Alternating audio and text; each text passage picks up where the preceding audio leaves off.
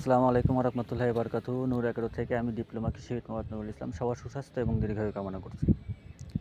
তৃতীয় দিনের মতো আমাদের কাজ চলমান রয়েছে ইনোভা পেপার ইন্ডাস্ট্রিজ লিমিটেডে। আমরা আজকে আপনাদেরকে দেখাবো যেখানে আপনি চারাটা রোপণ করবেন আমরা কিভাবে গর্তটা করে থাকি। হ্যাঁ, আমরা অনেকেই এই গর্ত করতে ভুল করে থাকি। প্রথমে ভালো গর্তটা দেখাই যেখানে চারাটা রোপণ করব।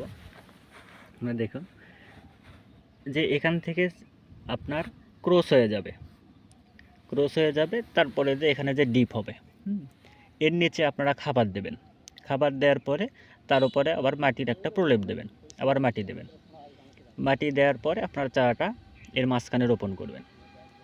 যার জন্য দেখা যাবে যখন আমরা চারাতে যখন পানি দেব, এই চারাতে যে পানিটুকু আপনি দেবেন সম্পূর্ণ পানি নিচে যে এর মাটির সাথেও মাটিও খেয়ে নেবে এবং অতিরিক্ত পানিটা চারার নিচে চলে যাবে।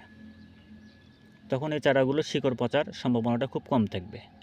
আর একটা গর্ত আপনাদেরকে দেখাই যেটা আমরা সচরাচর করে থাকি, যে ওই গর্তটা করলে চারাটা মারা যাওয়ার সম্ভাবনাটা খুব বেশি থাকে। একটু অপেক্ষা করুন, সবাইকে আমি দেখাচ্ছি।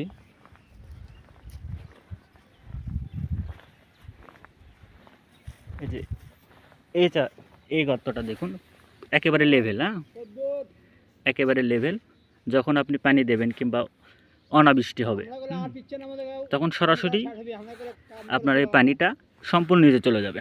নিচে যে এই জায়গাটুকুতে পানিটা থেকে যাবে।